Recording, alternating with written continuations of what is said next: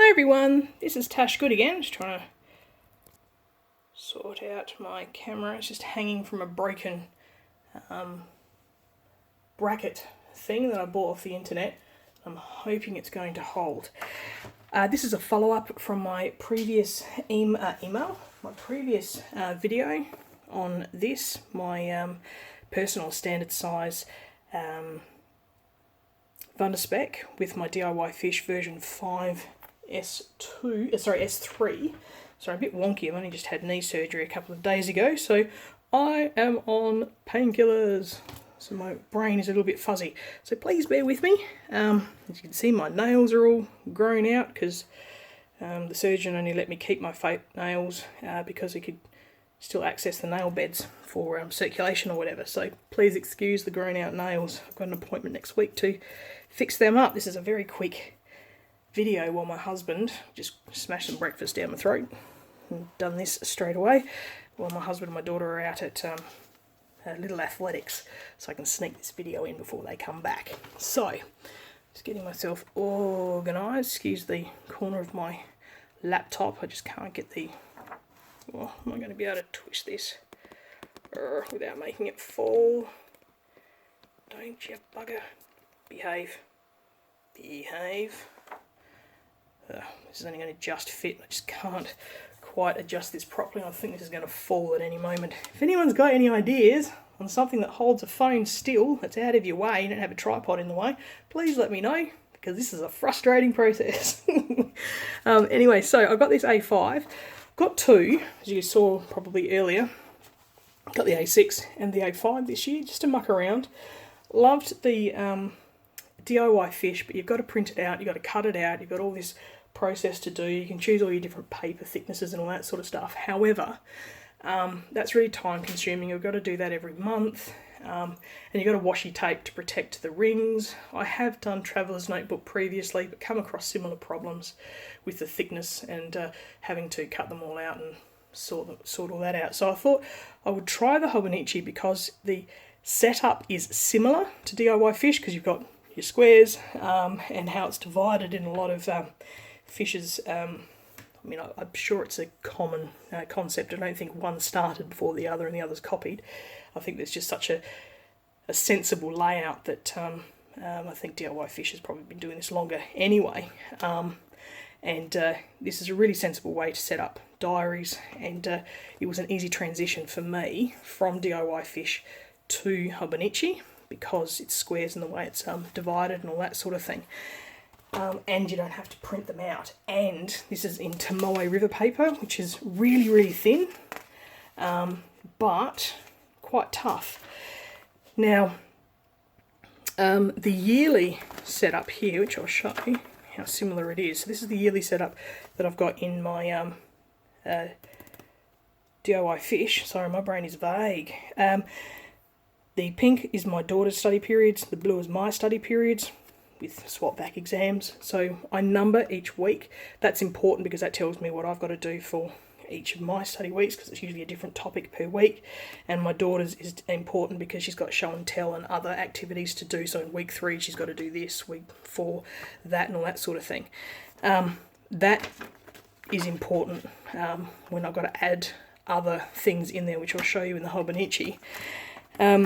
So in here, in the A5, just make sure, because I put my name in one of these. Actually, it might be the A6. Just want to show that off, my email address and stuff. So I've done the same. So I've populated what I had that I just showed you in the DIY Fish. Sorry about the shading. This is the only place I can put this. So I've got the light behind me.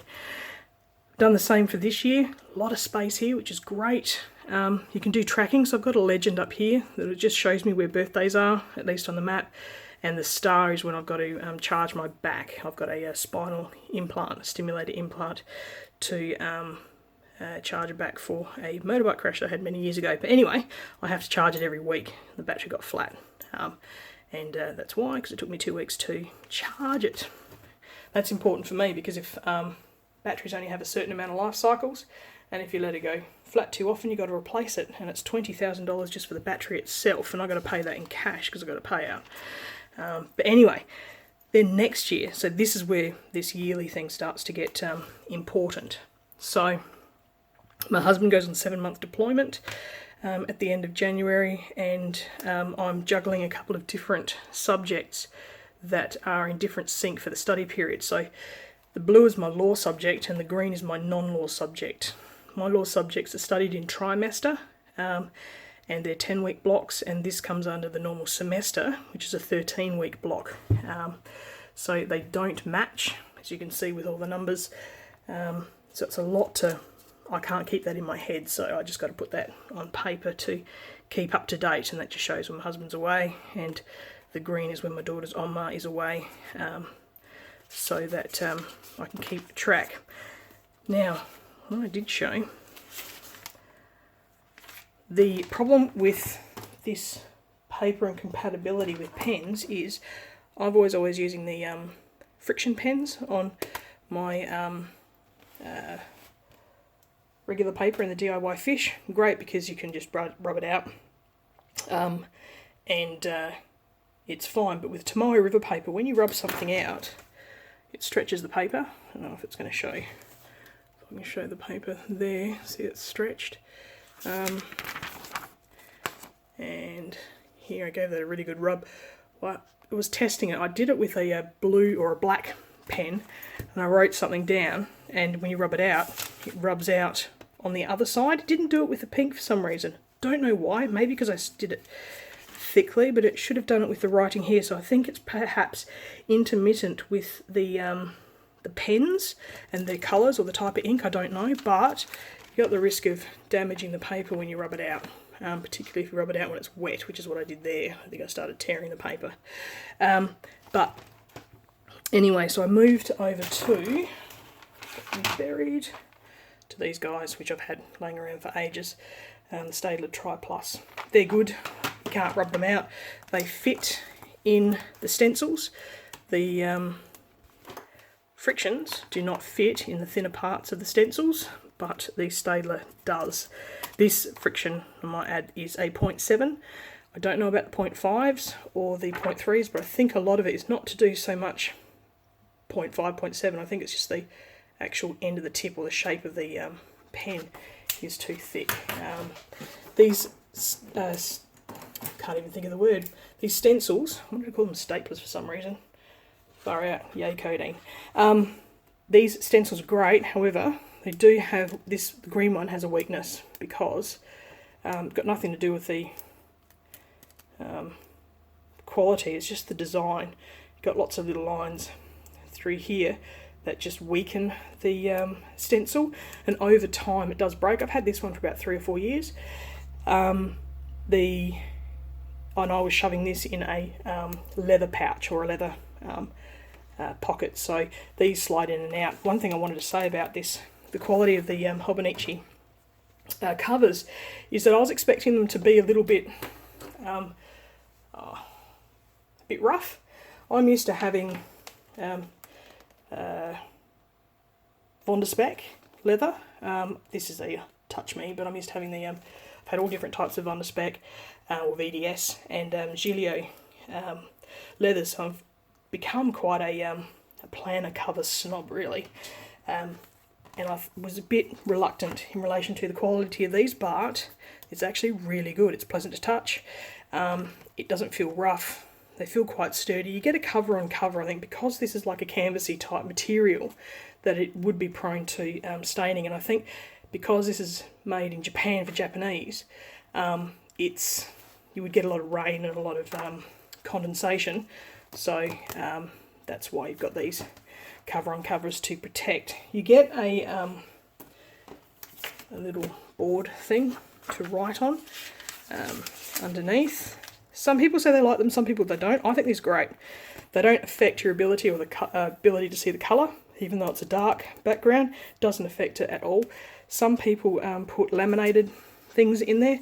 I find laminate hit and miss, because even when you laminate something it's not perfectly flat, there's usually a little bit of a curve if there's not any bubbles or any undulations with the laminated paper, unless you've got a really expensive laminating machine that does it perfectly.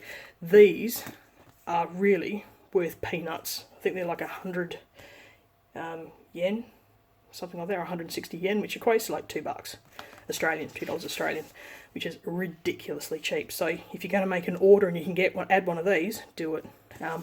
They're easy to write on. They don't feel, I mean, if without it, the page feels spongy, not unpleasantly so, but you're going to get imprints through other pages. But I find these easy to write on.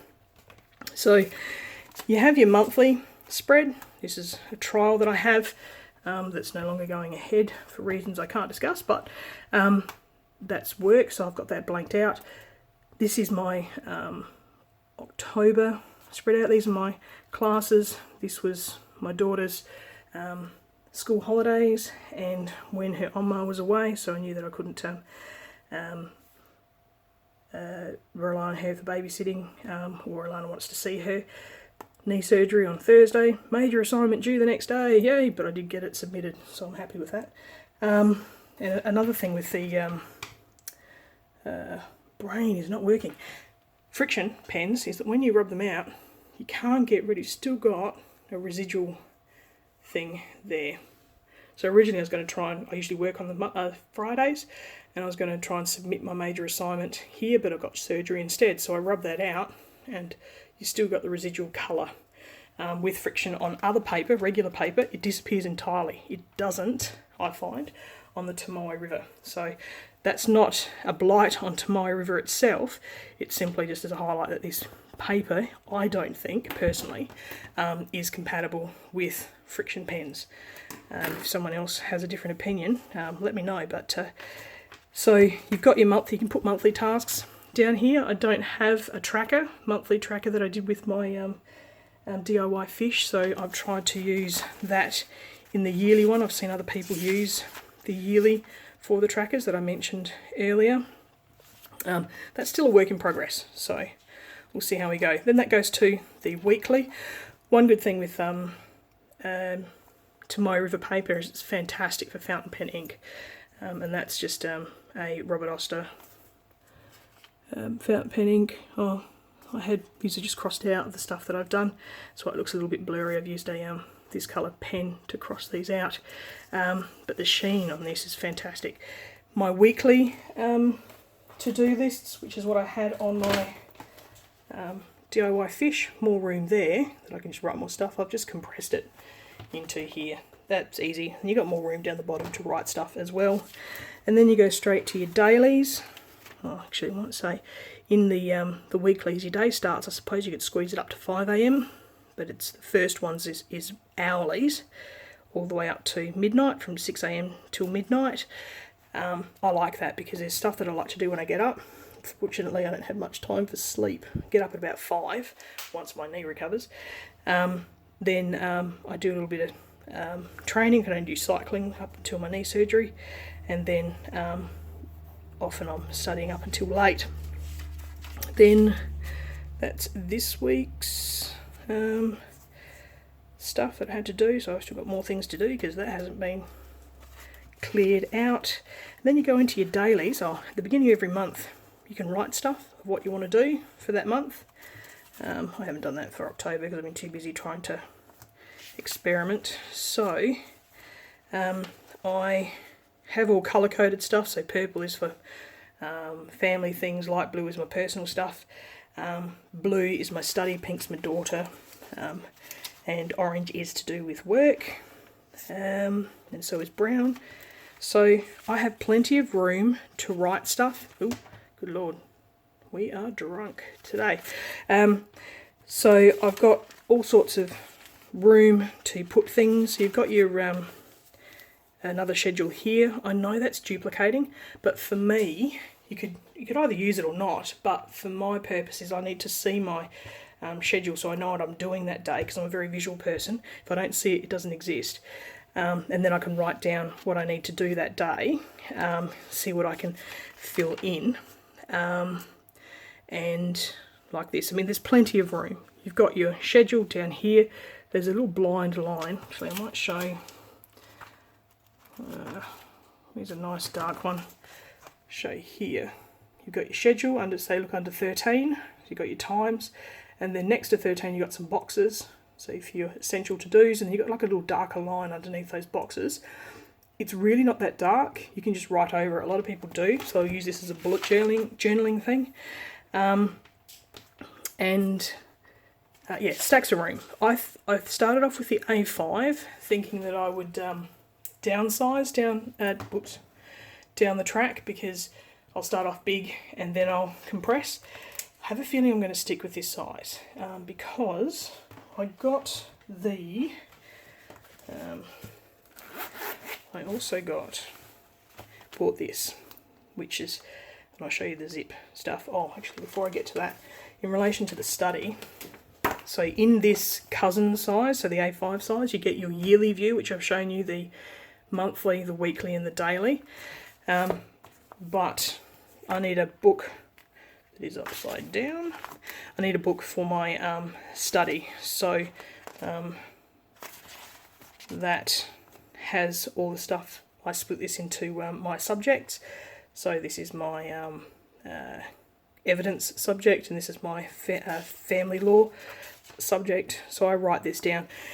This study period is quite dynamic insofar as I only get one class per subject, and there's a lot of changing things. So the lecturer will update things on email, on our Learn Online website, and then I've got to try and marry that up with my Evernote set up with study. So this is a bit dynamic. I just want to probably use this as notes to link them all up rather than actually have a structured set out for me. Because this worked for earlier subjects, but now my subjects are just getting a little bit more dynamic and complicated. So that's a work in progress. I keep that in here. So that easily closes. You've got the nice pockets here where I keep stamps and other things, and you can put other things in the back. So sorry, that's my surgery stuff. So you've got a nice pocket at the back, and what I usually do, if I can find it, you have the two little loops that you stick your pen in to keep it closed. If I put the clip on properly, and it doesn't actually open very much because this is quite a slim planner, even for the A5 size. I find this doesn't get caught on things where you need a proper, like a lot of the other planners need a proper clasp to hold it shut because it gets caught on things. Give you an example as a comparison. My A5 Vonderspec Touch Me, which I might show. If I put these, so I'm stacking these together. If I turn that, that's how much bigger the Vonderspec is. And if you put it on the side like this, you can see there's a massive difference in relation to the size, and therefore, because these gape a little bit, as you can see here, you've got lots of bits that can get caught and all of that sort of stuff. Whereas this, it just doesn't seem to, and the canvas cover is quite rigid without it being brittle. So really happy with that. In addition to that, I also got bought this cover secondhand off someone off a website. I got the A6 to compare the sizes. So this is a spring edition of the same. Got them cheap because they run out for 2017. This one you get an extra width for the yearly view, one extra square width to the A5, but you don't get any room down the bottom to write stuff, whereas you do with the A5. Then you go to your monthly view, which is pretty compact, obviously. So that's not too dissimilar to your DIY fish sizes. Then you go to your dailies. I haven't really used this much. The scheduling section, this part here, is exactly the same as the A5. It takes up the same height and it's in the same layout as the Cousin. However, it's not as wide, naturally, because you just don't have the real estate for it. You've got some writing to the right. So I'm just trying to show you here. So as you can see, the scheduling bit here is the same. However, not as wide, and you don't have any room down the bottom really to write unless you wanted to write over this. I'll not sure how you'd want to structure that. The colours of the months are exactly the same as the Cousin, and you've got all the stuff at the back, which is all in Japanese. So I thought I'd try this as a comparison. I really like it. It's really compact and really transportable. However, I'm preferring the size of the Cousin because I can not compress too much information in the one area. This is why I do all different colours, because if it was the same colour I'd be overwhelmed. So I can look at colours and instinctively know pink is my daughter, the light blue is to do with me, so light blue is my health stuff or exercise, the medium blue is personal appointments, dark blue is my study, so I can just look at that and visualise. Some people think with colours, like me, some people don't. It's just whatever works for you. But that is the rationale for me. There's no weeks in the A6, so you have to buy a week's book, which is set up as so. Of course, I haven't filled this out because this is next year, so I couldn't get one for this year. So, quite compact. You've only got the times down the side, and you've got little notches that correlate with the times, obviously to save space. Not sure how that'll go. Next year, I think I'll play with this concurrently with the other one. Not sure. The thing that I really love about these zipped ones is, before I get to that point, this would be my study book in the A6. I'd have 1 page per study subject. I would probably set it up like that. I'm not sure.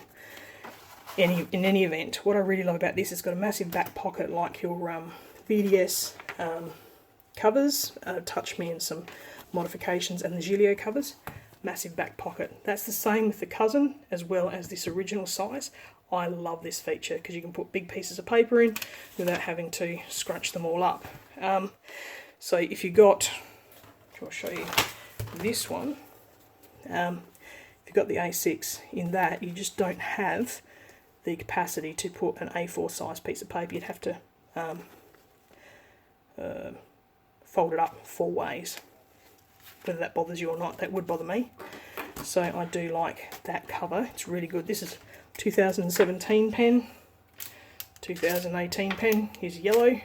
Some people love these. If you like fine pens and very precise pens, I think you would like these. I don't like them at all, only because I'm a left-handed person and I need a larger surface area to write. So I can't stand these pens. I don't even know why that's in there. And these dice, you roll them and it tells you what animal and how to cook it. What does that say? Deep fried chicken. So I think someone recently rolled one and showed it on a group that said raw pork. I went, how do I cook this? So it doesn't always work, but it's something interesting, I suppose, if you're looking for ideas. So that is that book. I also got next year's, as I've briefly shown you here. I love this. This colour is fantastic.